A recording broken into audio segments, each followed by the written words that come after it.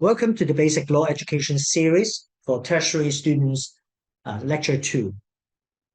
Last week, we talked about some very basic idea under the concept of one country, two systems. And this week, we will continue to talk about some of the special features under the Basic Law. In essence, we will be talking 5 topics. The first one being the Chief Executive and the executive branch under the Basic Law. The second topic is about the legislature of the Hong Kong SAR government. The third topic is the judiciary of the Hong Kong SAR government. And then we'll be looking at rights, duties, and freedoms of Hong Kong citizens under the Basic Law. Finally, today we'll be looking at a very special mechanism under the Basic Law, namely interpretation under Article 158 by the National People's Congress Standing Committee. So without further ado, let's take a look at these 5 topics one by one.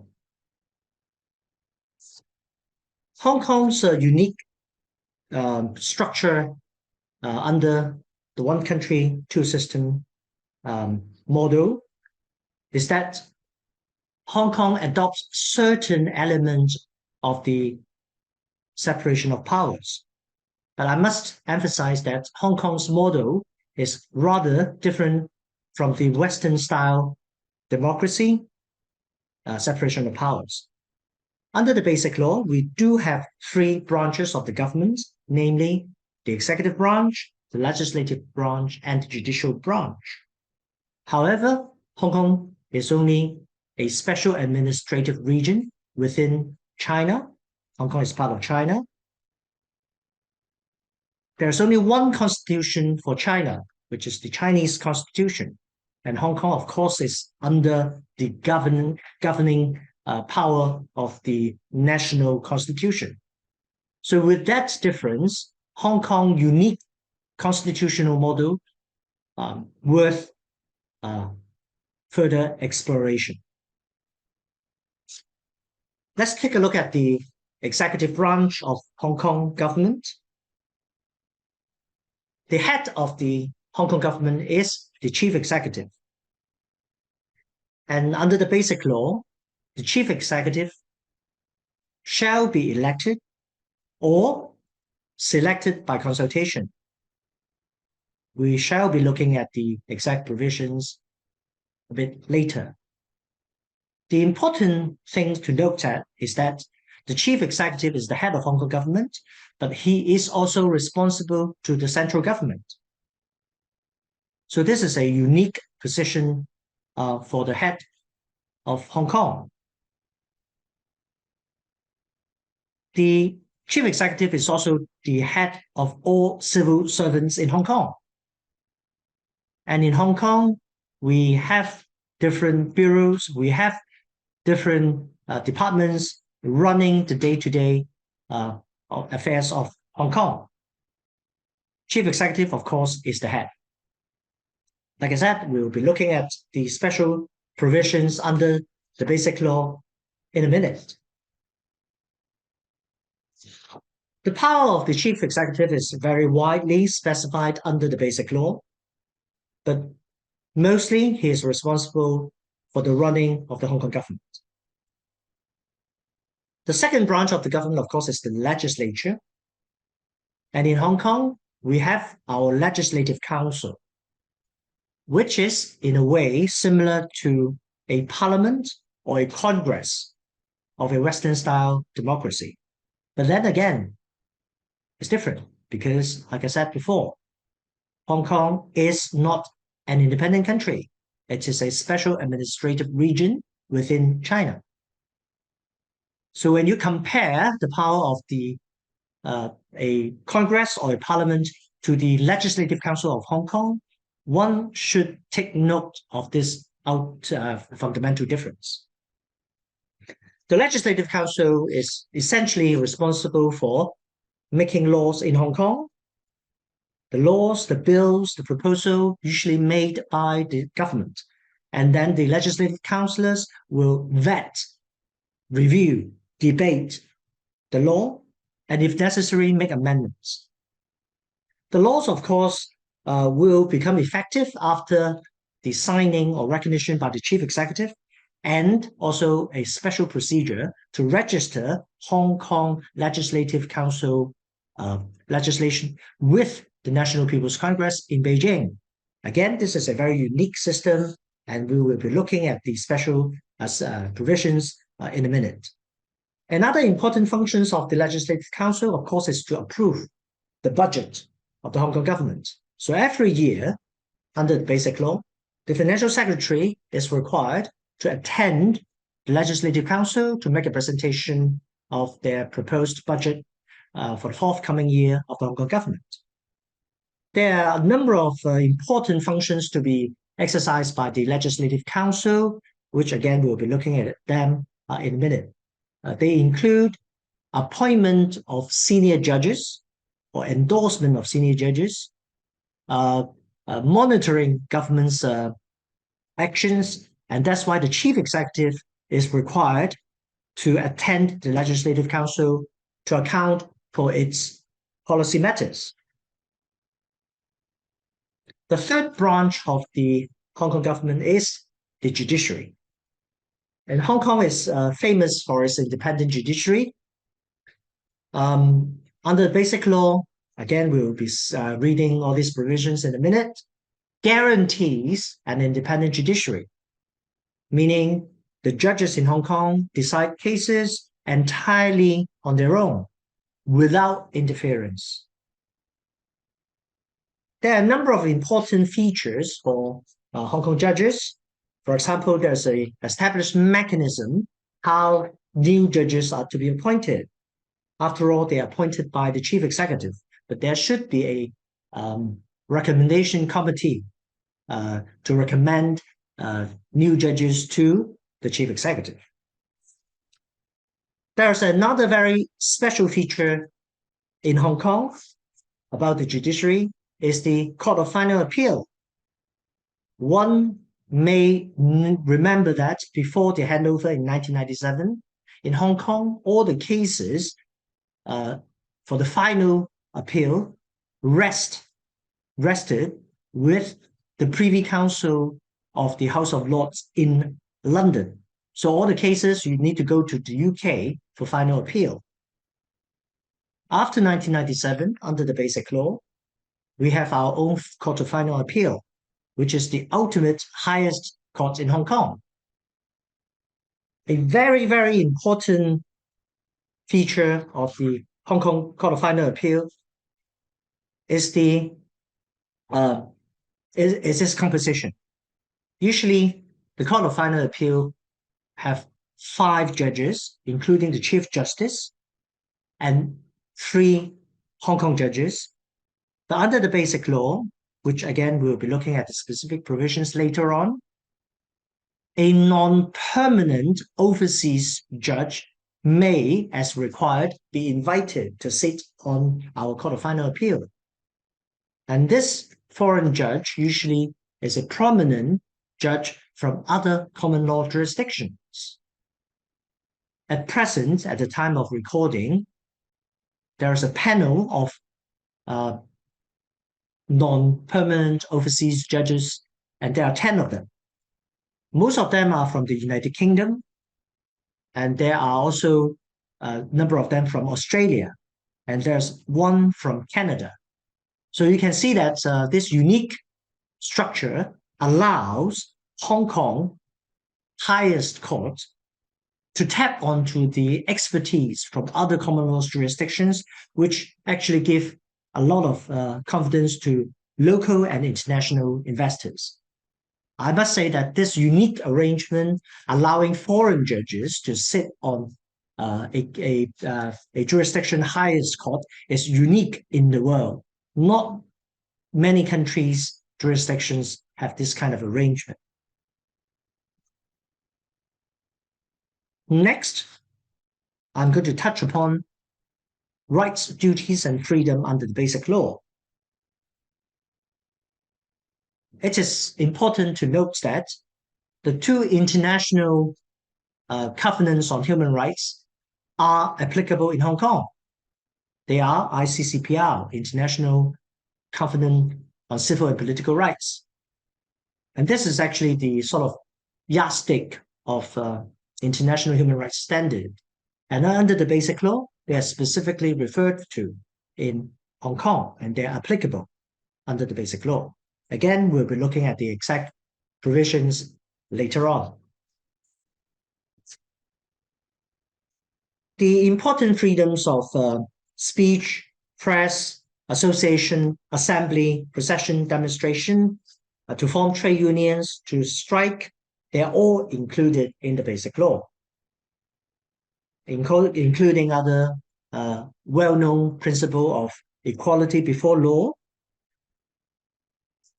freedom of communications, movement, religious belief, etc., etc. A very unique structure under Hong Kong is the judicial review system. The Basic Law actually allows legal proceedings to be instituted against the executive authorities to challenge the legality of our government. And this is called judicial review. Again, this is guaranteed under our Basic Law. We will be looking at these provisions in a minute. I mentioned the rights of freedom of Hong Kong citizens. In fact, in Hong Kong, there is a local legislation, the Bill of Rights Ordinance, which also guarantees, on top of the Basic Law protection, various human rights. Again, we'll be looking at this provision later on. The final topic of today is the interpretation of the Basic Law. I mentioned at the outset that Hong Kong is under the model of one country, two systems. It is part of China, but yet Hong Kong retains its very unique legal system. Under the Basic Law, the NPCSC, which is the acronym for National People's Congress Standing Committee, has the power to interpret the Basic Law. So the ultimate power to interpret the Basic Law vested with the NPCSC. However, under Article 158, again, we will be looking at the exact provisions later, Hong Kong courts may, in deciding cases, also interpret the Basic Law. But the ultimate power still rests with the NPCSC. There is a requirement under Article 158 that if the matter of the case before Hong Kong courts is beyond its power, for example, it relates to foreign affairs, it relates to national security, something that beyond Hong Kong's autonomy. Hong Kong is, by the way, under the concept of high degree of autonomy, as you recall. If the Hong Kong courts notice that there's something that's beyond its power, the Hong Kong courts must, before it deliver its final judgment, seek an interpretation from the NPCSC, National People's Congress Standing Committee, for a matter outside of Hong Kong court's power. And this is quite understandably. Hong Kong has an independent judiciary. The courts decide on its cases. But there are some cases that the case really beyond Hong Kong court's power. In that case, the NPCSC will be asked to make an interpretation. After 1997, there are 5 occasions that's the National People's Congress Standing Committee, NPCSC, has been asked to make an interpretation under the Basic Law.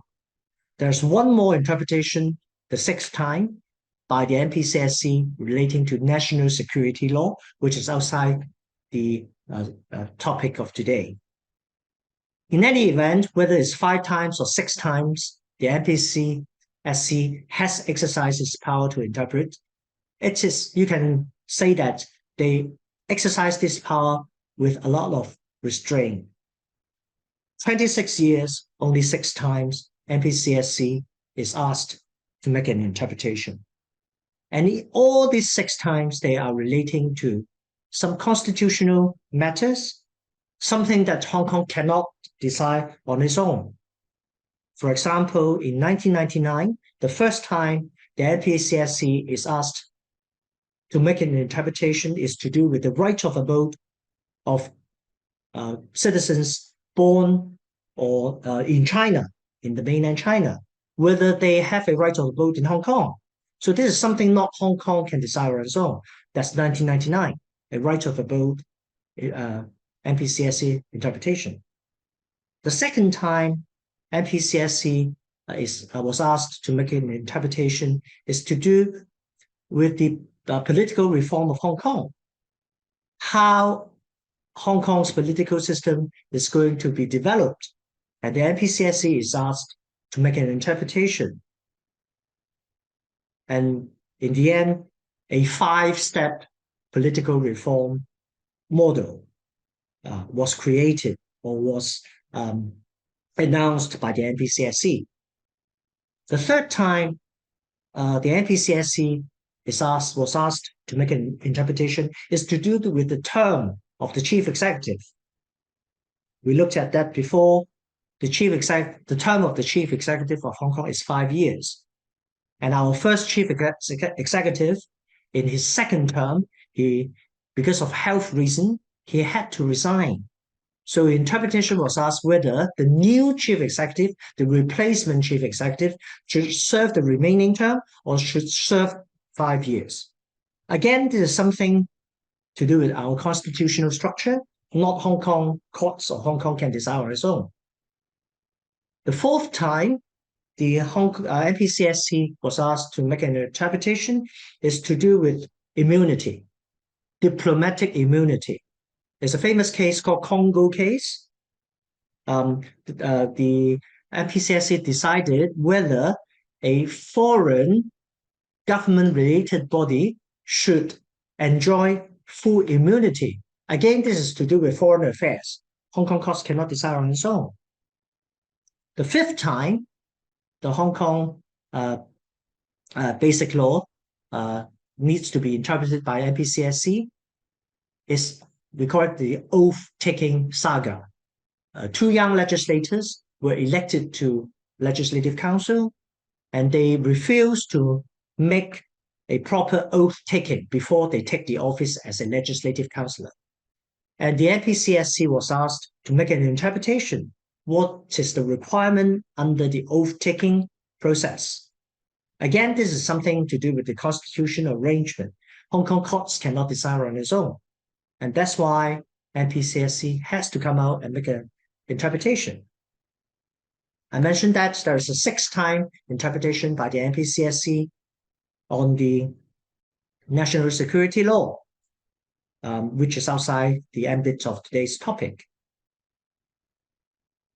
I think the overall message I would like to give to you this time in this lecture is that the Basic Law is a constitutional document for Hong Kong, and a fair comparison between Hong Kong with other jurisdictions can only be made if you look at the unique structure in Hong Kong. I mentioned that again, Hong Kong is not an independent country. You should compare apple with apple, not apple with oranges. So Hong Kong, being a special administrative region, enjoys a high degree of autonomy, but after all, is part of China. And Hong Kong, of course, retains its own legal and economic system, i.e., socialist system in China does not apply in Hong Kong. Hong Kong continues to enjoy its own capitalist way of life. And on that note, thank you for your attention. I hope you enjoyed today's lecture. Thank you. The following are the basic law provisions that Mr. Chen mentioned in his lecture. With regards to the executive authorities, Article 59 provides that The government of the Hong Kong SAR shall be the executive authorities of the region. Under Basic Law Article 64, the HKSAR government shall 1. Implement laws passed by the Council and already in force. 2. Present regular policy addresses to the Council.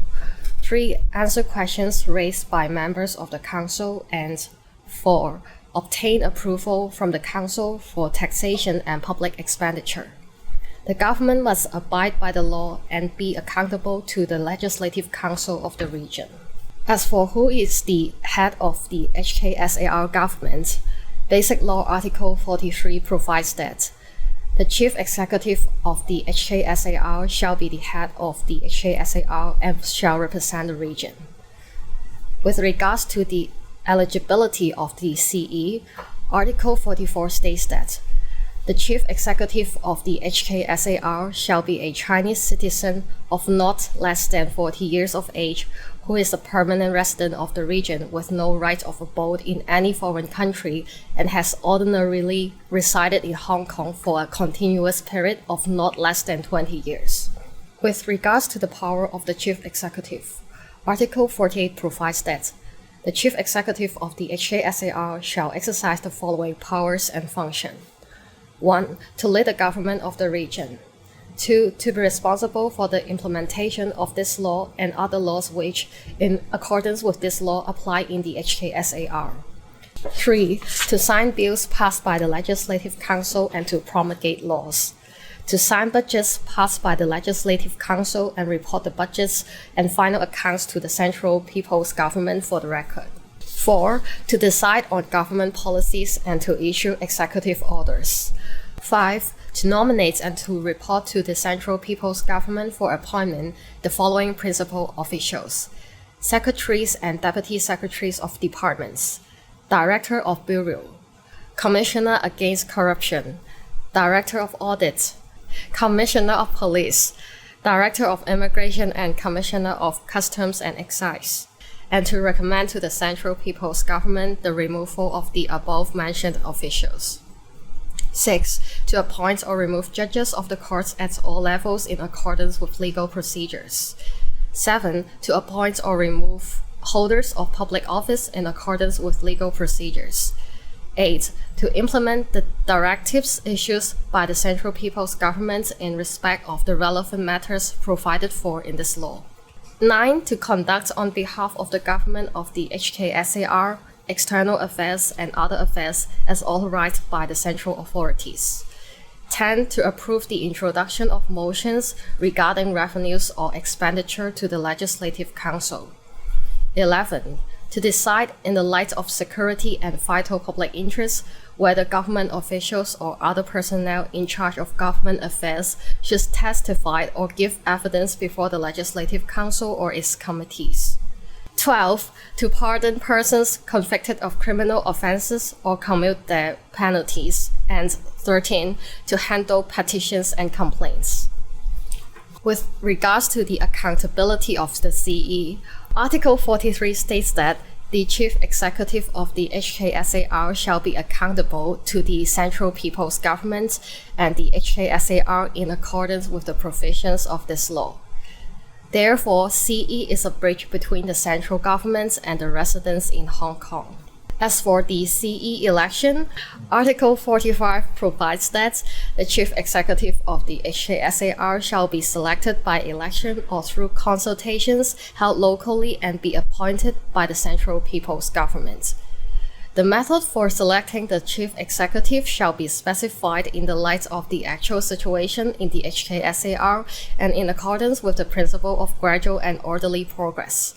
The ultimate aim is the selection of the Chief Executive by universal suffrage upon nomination by a broadly representation nominating committee in accordance with democratic procedures.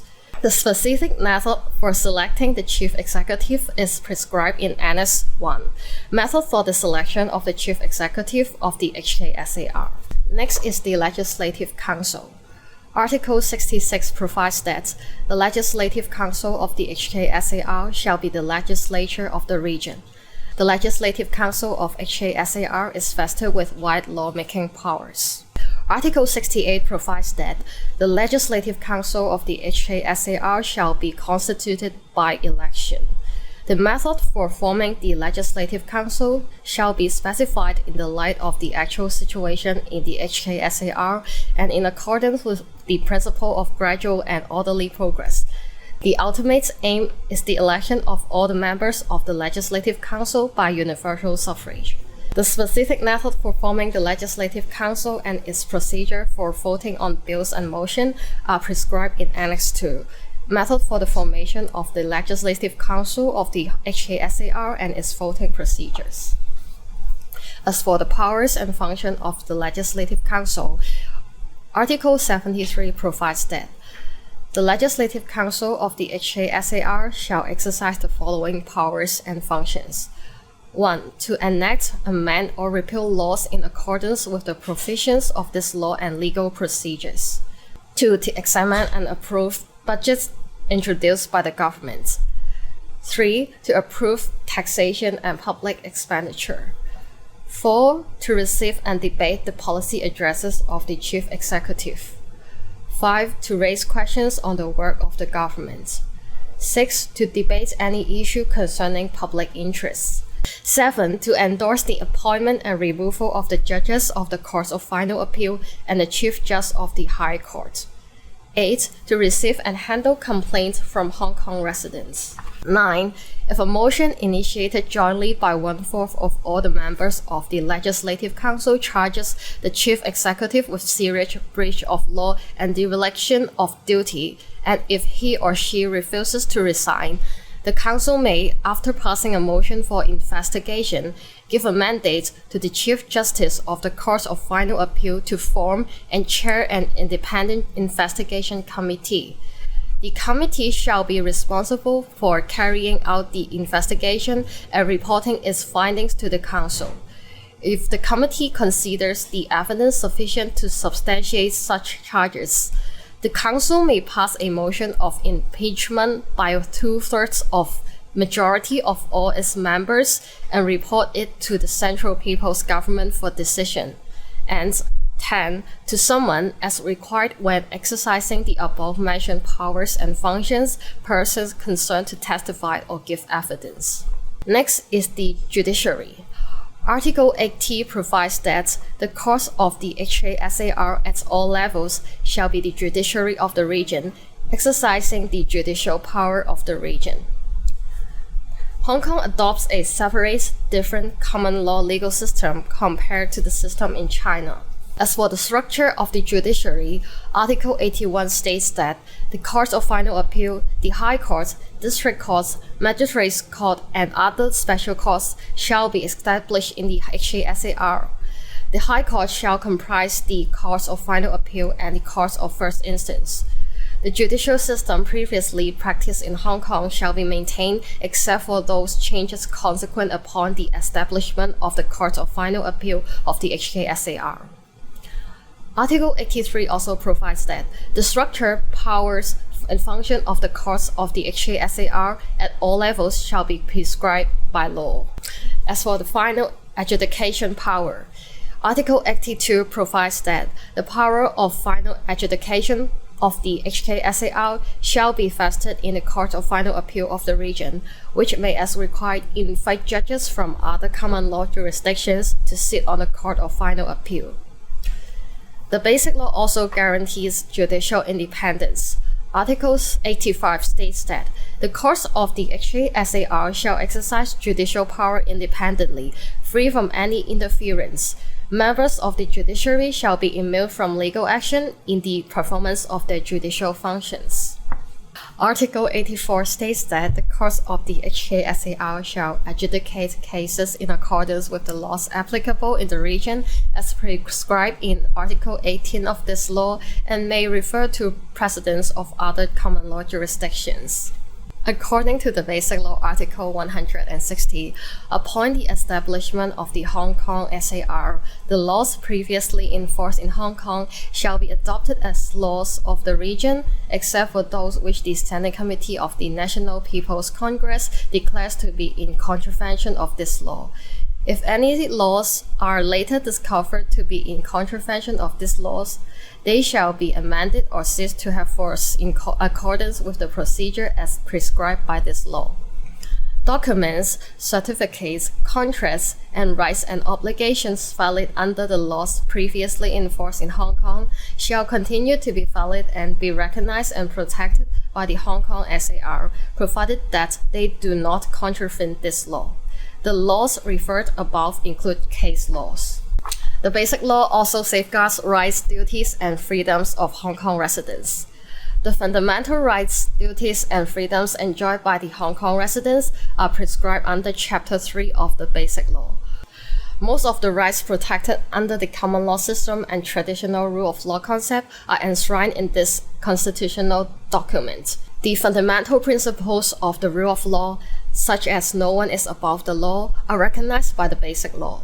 The Basic Law forms the legal framework and basis for the lifestyle of Hong Kong residents, defines freedoms and its limitations, and prescribes duties and obligations. The Basic Law guarantees equality before the law, right to vote, and the right to stand for election. Article 25 states that all Hong Kong residents shall be equal before the law. Article 26 states that permanent residents of the HKSAR shall have the right to vote and the right to stand for election in accordance with law. Article 27 states that Hong Kong residents shall have freedom of speech, of the press, and of publication, freedom of association, of assembly, of procession, and of demonstration, and the right and freedom to form and join trade unions and to strike. Article 28 provides that the freedom of the person of Hong Kong residents shall be inviolable. No Hong Kong resident shall be subjected to arbitrary or unlawful arrest, detention, or imprisonment. Arbitrary or unlawful search of the body of any resident or deprivation or restriction of the freedom of the person shall be prohibited. Torture of any resident or arbitrary or unlawful deprivation of the life of any resident shall be prohibited. Article 29 states that the homes and other premises of Hong Kong residents shall be inviolable. Arbitrary or unlawful search of or intrusion into a resident's home or other premises shall be prohibited. Article 30 further states that the freedom and privacy of communication of Hong Kong residents shall be protected by law. No department or individual may, on any grounds, infringe upon the freedom and privacy of communication of residents except that the relevant authorities may inspect communication in accordance with legal procedures to meet the needs of public security or of investigation into criminal offenses. According to Article 31, Hong Kong residents shall have freedom of movement within the HKSAR and freedom of immigration to other countries and regions. They shall have freedom to travel and to enter or leave the region. Unless restrained by law, holders of valid travel documents shall be free to leave the region within special authorization. According to Article 32, Hong Kong residents shall have freedom of conscience. Hong Kong residents shall have freedom of religious belief and freedom to preach and to conduct and participate in religious activities in public. Furthermore, according to Article 33, Hong Kong residents shall have freedom of choice of occupation. According to Article 34, Hong Kong residents shall have freedom to engage in academic research, literacy, and artistic creation, and other cultural activities. Article 35 states that Hong Kong residents shall have the right to confidential legal advice, access to the court, choice of lawyers for timely protection of their lawful rights and interests, or for representation in the courts, and to judicial remedies. Hong Kong residents shall have the right to institute legal proceedings in the courts against the acts of the executive authorities and their personnel. Under the framework and structure provided by the Basic Law, the International Covenant on Civil and Political Rights is now being applied in Hong Kong through Hong Kong Bill of Rights Ordinance, a legislation enacted on June 6 of 1991. The Basic Law provides that provisions of the ICCPR as applied to Hong Kong shall remain in force and shall be implemented through the laws of HKSAR. It also provides that the rights and freedoms enjoyed by Hong Kong residents shall not be restricted unless as prescribed by law, and that such restrictions shall not contravene the above provisions. The Hong Kong Bill of Rights Ordinance set out the basic human rights and fundamental freedoms, such as right to life, liberty, and security of person, no torture or inhuman treatment, liberty of movement, right to fair and public hearing, freedom of thought, conscience, and religion, freedom of opinion and expression, rights of peaceful assembly, rights of association, so on and so forth. It is prescribed by the Basic Law that Hong Kong residents and other persons in Hong Kong shall have the obligation to abide by the laws enforced in the HKSAR. Thank you for joining the webinar today. See you next year.